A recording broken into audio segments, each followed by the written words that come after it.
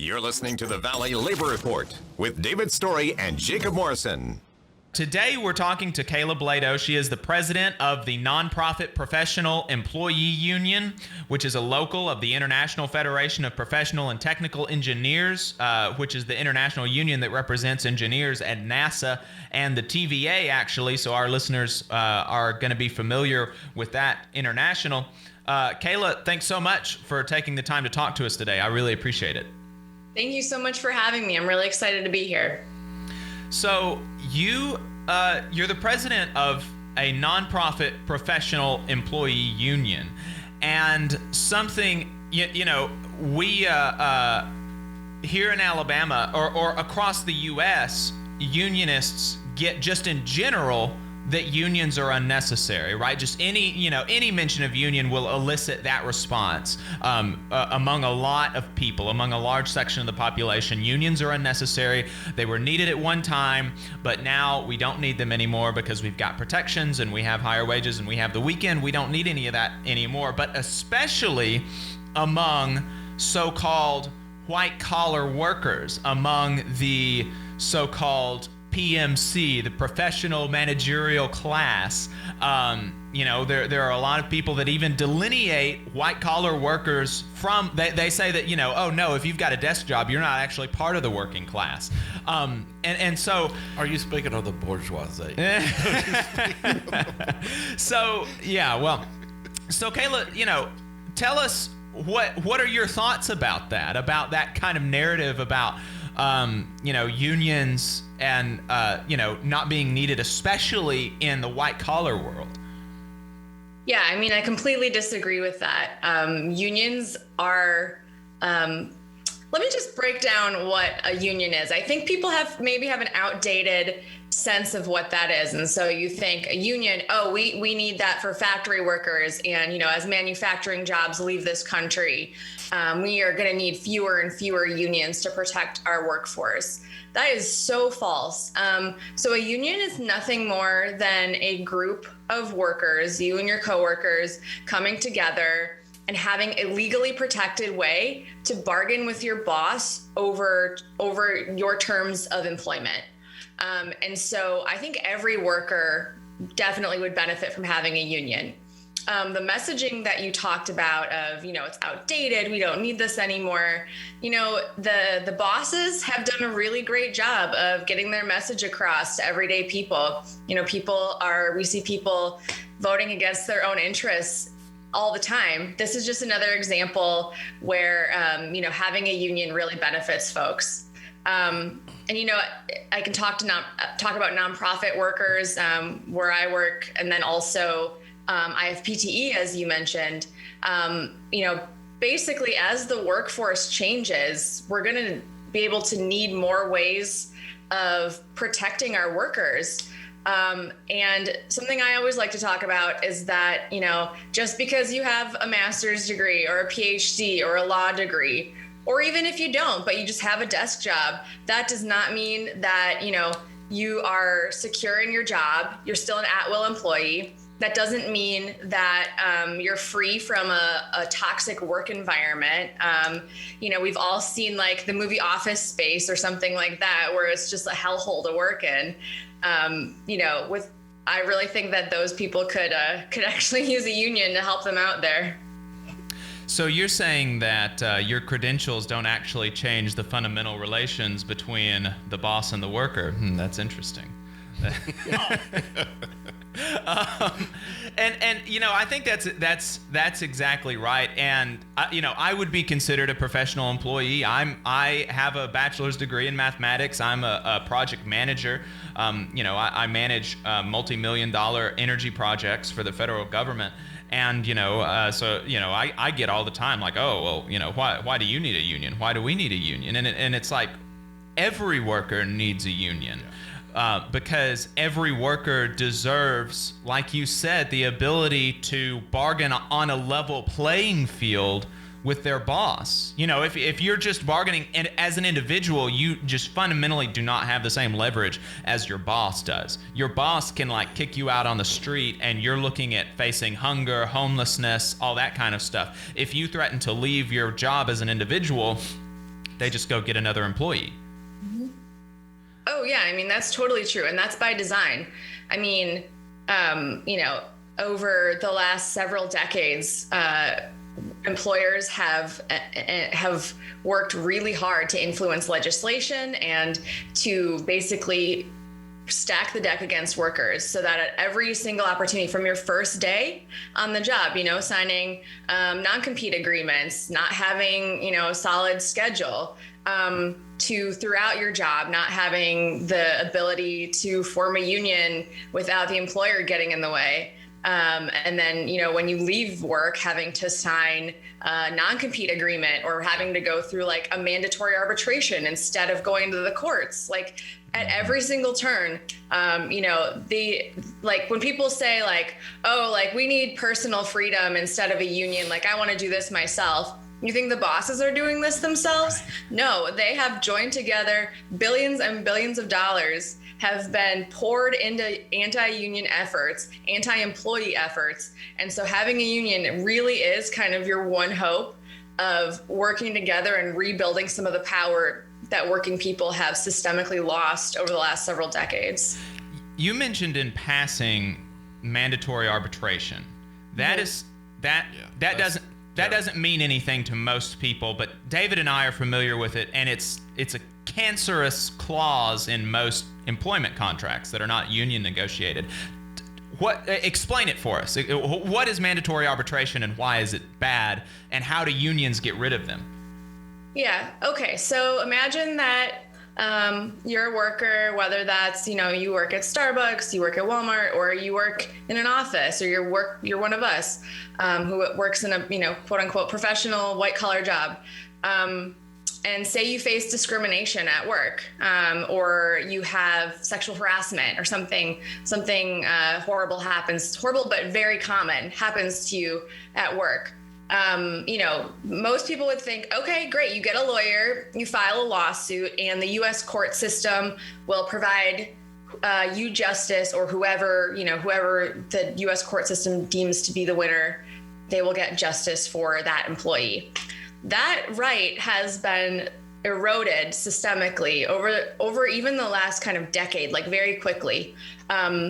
Basically, the employers put something in their contract, and these are under the terms of your employment. So your first day of work, you're just signing all this paperwork. You don't even kind of realize what's in there.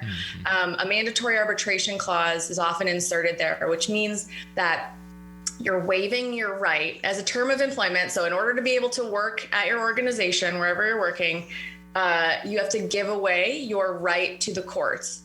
And so the employer will choose the arbitrator, which is kind of a third party who decides the cases. Generally, it's way more expensive for the employee, and the employer is choosing the arbitrator. And so it's probably going to be someone that favors the employer. And so in the majority of cases that end up going under mandatory arbitration, the employee actually does not they don't win. They win fewer cases than if they went to court. And so this is just another way that that employers are kind of trying to scapegoat themselves and take away one of our fundamental legal rights as workers. And just kind of put in their own like watered down kind of crappy version of the rights that we're entitled to. That's one of the, you talked about the non-disclosures earlier, just a few minutes ago, and that's one of the things that I've seen more in the professional environment is they're so willing to go along with all this paperwork. Like you said, even where I work, I work around hundreds of engineers, and they sign away non-disclosure, non-compete, their patent rights, even for something that they may develop off work, and they're not represented. We tried to organize them a few years ago, and not only that, they work for free. They're constantly working a lot of overtime for their salaried position. Yeah, so and you mentioned the mandatory arbitration, and the boss picks the arbitrator, and the employee doesn't win a lot of those cases, and it's like, wonder why. We're going to be talking more with Kayla Blado on the other side of the break. Stay tuned. This is the Valley Labor Report. You're listening to the Valley Labor Report with David Story and Jacob Morrison.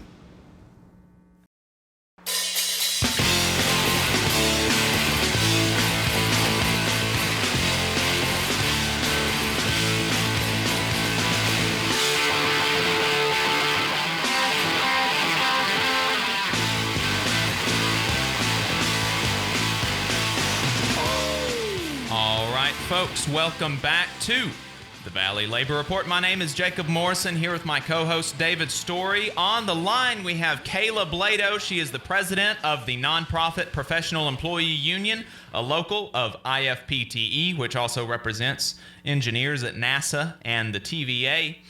Kayla, thanks for talking to us today. We were talking when we left about non-disclosures, mandatory arbitration, and how that's really bad for workers. And I want to mention as an aside that the Supreme Court, prior to the confirmation of Amy Coney Barrett, made it even harder it's already difficult for employees to enter class action lawsuits against their employers. And they had multiple cases making it even harder for employees and consumers to bring lawsuits against employers and producers for false advertising or for adverse working conditions. So we can only imagine how much worse the Supreme Court is going to get, which underscores the importance of unionization as a means to protecting your rights on the job, because we can't rely on the Supreme Court to protect us. And so, Kayla, how is it that unionization, we know that they put in these clauses in contracts for individual employees, but you don't see those in union contracts. How is it that unions are able to get these clauses out of their contracts? I think the simplest answer is that the workers are bargaining over the terms of their employment. And so, a union would probably never bargain for a policy like that. It's anti-worker at its core. And so the union is bargaining a contract that actually creates some stability so that people can't be fired, just for any reason, that they have to have just cause to be fired, that they maintain their legal rights to the court system, that, in most cases there are not, non-compete agreements so that workers can get a job. If they leave their current employer, they can go get a job at a similar employer later. Having a union really is like the best tool to making sure that you have some stability at your workplace and fighting back against some of these bad boss practices we've seen. And let's be clear here, because it's something that I correct constantly with my membership, and it's something that I heard you say, and not to correct you on the air, but we tend to use the union. The union is something that the union wouldn't do. Something. When is the union going to help? And I want everybody out there listening to understand that the union is us.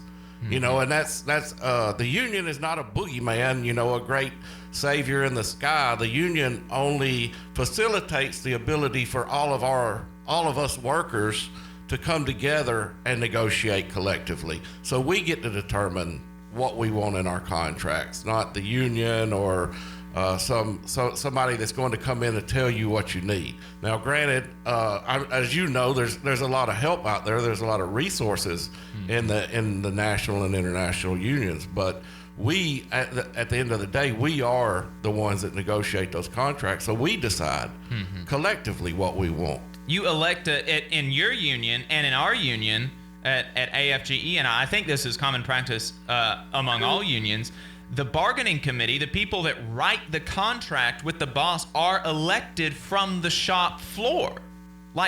It's workers picking the people that are representing them that are going to be writing the terms of their employment.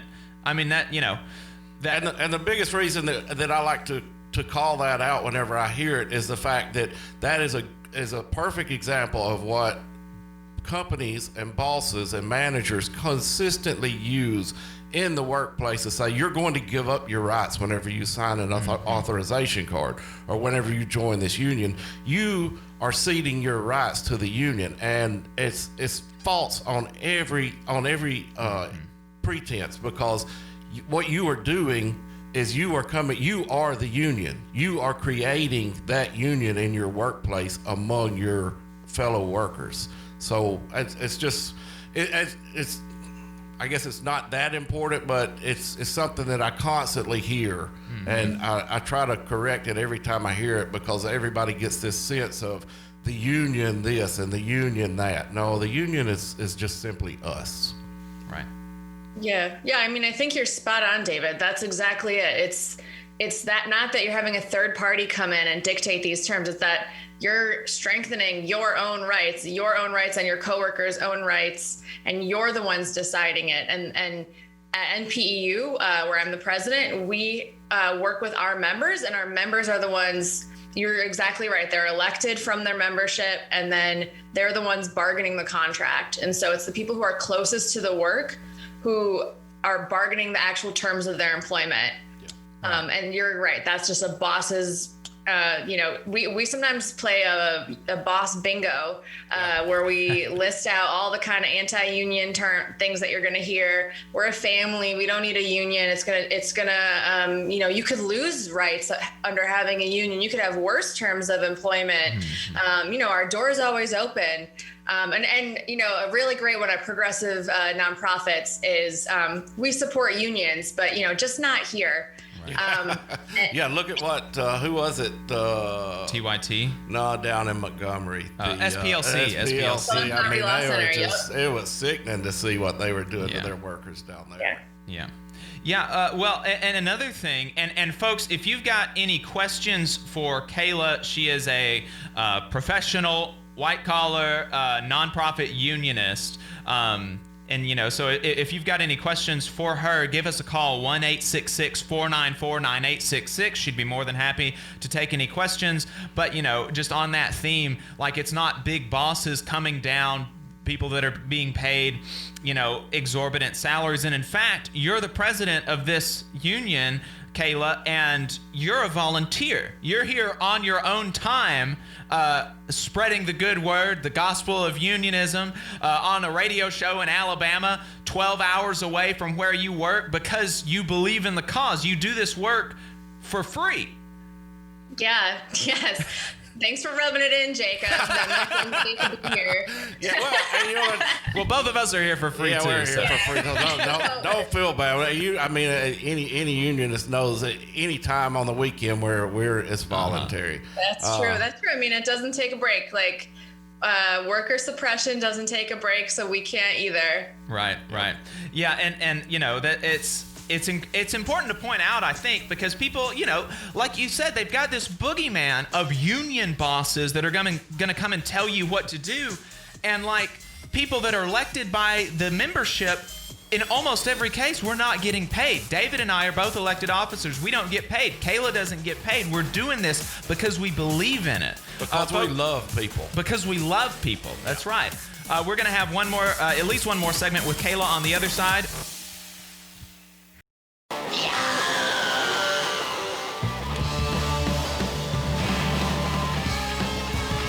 All right, folks, welcome back to the Valley Labor Report. My name is Jacob Morrison, here with my co-host, David Story. That intro music you heard was Lee Baines III and the Glory Fires. If you want to check them out, they're on YouTube and Facebook. They're a band out of Birmingham, deep south, wide open, far left, liberation gospel. Gospel music. Is there anything that people in the South love more than gospel music?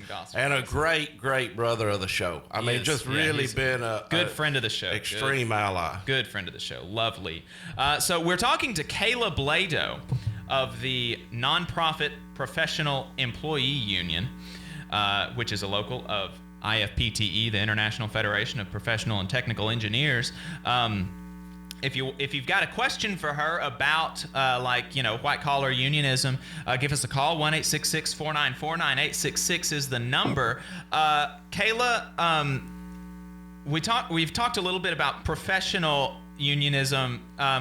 Let's talk a bit about specifically nonprofit work, and then I want to make sure that we have some time to talk about unionism as a women's issue, because I think that's important. Extremely important. It's extremely important, but nonprofit work is pretty unique, and it faces like workers unionizing in the nonprofit sector face some unique challenges and some unique tools that the boss will throw at you as a nonprofit worker. So talk a little bit about working in the nonprofit sector and organizing in the nonprofit sector. Yeah, the nonprofit sector to some might seem like an unlikely place for unions, but I think it is ripe for union activity. So, I'm a nonprofit worker myself. As you mentioned, I'm a volunteer elected official, but I work at the Economic Policy Institute, which is a nonprofit economic research organization in DC.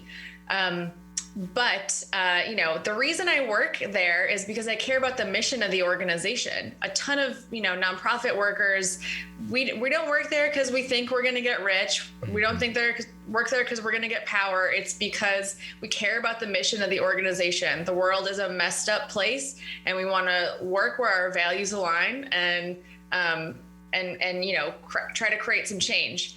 However, the nonprofit industry, the boss can use that to manipulate people. They guilt trip you into working long hours. They guilt trip you into working for low pay. But then we just see straight up hypocrisy sometimes. The bosses are making six figures while entry-level people are having to work two jobs to get by. And we just think that's extremely hypocritical at progressive nonprofits who, claim to care about these issues, about worker rights, about reducing income inequality, that sort of thing. And then having workers work for low wages or work in a toxic environment. Or work for free in some instances, with these, what do they call these college interns? I've seen a show on the college interns here a while back about how the government and nonprofits are extremely abusive to college interns coming in. Basically, it's slave labor. It's exploitation at its finest. Yeah, it's the people who have the least amount of bargaining power, and especially in DC, it's like all about networking. Maybe it's about filling a few years before people go to grad school, and so the employer really doesn't have a lot of pressure on them to treat their workers well, and so we want to. We form together, we bargain for good contracts, we fight against discrimination, we standardize pay rates, creating a good work-life balance. And particularly now during the pandemic, we're all fortunate enough to be able to work from home at the moment. But we want to create the conditions on which we're going to go back to work. We don't want our employer just deciding that one day they're just going to send us all back to this, dangerous German-infested office, or have people take public transportation to get there. And so having a union right now talking about the impact of working from the office and what kind of safety procedures we want when we go back is really crucial. That's a good point. We had some new hires come in over the past couple of weeks, but yesterday I just met with a group of them, and we were doing a union meet and greet. They're coming in. And I asked specifically, how many of y'all have ever worked in a union environment? Nobody raised their hand, and I pointed out the fact that our union at my facility is negotiated. If someone in your household test positive for COVID, then the company will foot the bill for a hotel room. If you want to continue working, they'll pay for your hotel room near the facility, and you can stay at a hotel for that entire time and continue working, or you have the choice of staying home. It'll be unpaid, of course, but you'll have you have that opportunity. And one of the guys spoke up and said, I've never heard of that, and it's absolutely amazing that they're doing it because nobody else is doing that. And I'm like, well, they're not doing it out of the kindness of their heart. They're doing that out of the fact that early on we negotiated with them and said, look, we're not going to allow you just to send people home and not pay them for something. There has to be another alternative, and we're going in and negotiating these tools. And that's something, especially right now, there's a lot of people that are getting sent home consistently, and it's creating a financial burden on their families.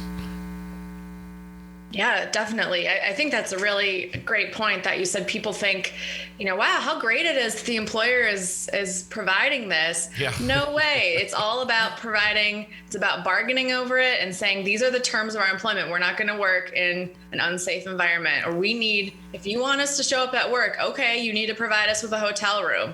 That's exactly the type of thing where, people say unions are outdated. Well, do you think that, in the 1930s, people anticipated coronavirus? No, of course we need to, it's just like democracy. It's an active participation. It's, you have to every day show up and think, what can we do? How can we improve this? How can we be vigilant? And it's a perfect segue into the fact that people continually, we hear it, I hear it on a daily basis. There's really, and we have callers call in from time to time. We're dealing with an antiquated system. Unions are no longer needed, but you, I'm certain, know, as well as all of our members know, especially female or minority workers out there. There is a bias, whether it's recognized or not. Even today, there's constant reports showing how women are have a much lower compensation package than men, and minorities as well, and unions as collective bodies equal out those differences. And that's something that I constantly point out to any females or minorities that come through our organizing training, is the fact that everybody makes the same. If you're doing the same job, it don't matter if you're an aged person or not Asian, or a minority or a female. If you're side by side working with the other brother over there, you are making the same amount of money. And union is that great equalizer. So could you speak some to that? Oh yeah, that's completely true. So we, unions protect women, BIPOC people, other, people with disabilities, LGBT people, other historically marginalized people. Everyone is going to make the same amount of money. Everyone is on the same career ladder. We all have the same benefits. You talked about pay, and one of the things, particularly for white collar workers, the organization where I work, EPI, we actually do research on gender and racial wage gaps, and those actually increase with education. So a lot of times women of color who have an advanced degree, a master's degree or further, make less than a white man with a bachelor's degree. And I don't think that's fair at all. And so having a union really helps balance that out. You're setting terms, you're setting, before people are even hired, the job description has, one of the things that our union has bargained for is making sure job descriptions have the salary in them, so that, when you're offered a position, the union has already bargained for you and is already showing up and protecting you so that you can't be discriminated against in a job offer. Yep. It's generational, and that's something that we're very proud of, is the fact that, a lot of times you get that comment about the greedy union member, and the fact is the majority of our negotiations are for incoming people. It's for people that we've never met. It's for people that it may be someone's son, someone's daughter, someone's mother or father, but we're out negotiating to make sure that they're treated equally coming in as much as we are. Mm-hmm. Yeah. And I would say another way that unions benefit women is, so we all know that women take on the majority of family care obligations. So providing, benefits for that. Also providing dads and everyone who has kids with parental leave so that women are not specifically penalized for taking maternity leave, that anyone who wants to be a parent, gets that right, but also it's not held against them later in their career. Right. And you mentioned, we talked about NDAs earlier, but specifically in the case of sexual harassment, that's something that obviously women deal with more often than men, and you don't have to deal with those types of clauses in union contracts. Yeah, how often have you heard? I mean, just in the last year, look at the Democratic presidential debate where they just completely tore Bloomberg apart for all of those NDAs and the sexual harassments. Mm-hmm. So, yeah. Right. Yeah. Sorry. I mean, that's... Hey, we're coming up. I'm sorry. I kind of threw you for a curveball there. We're coming up on the break. We got about 5 seconds left. Okay. Yeah. So, Kayla, do you want to hang out with us one more segment? Do you have time? I said 45 minutes or so, but if you got time? Definitely. Okay. I'm here. If you've got a question for her, 1-866-494-9866 is the number. Give us a call. 1-866-494-WVNN. Stay tuned.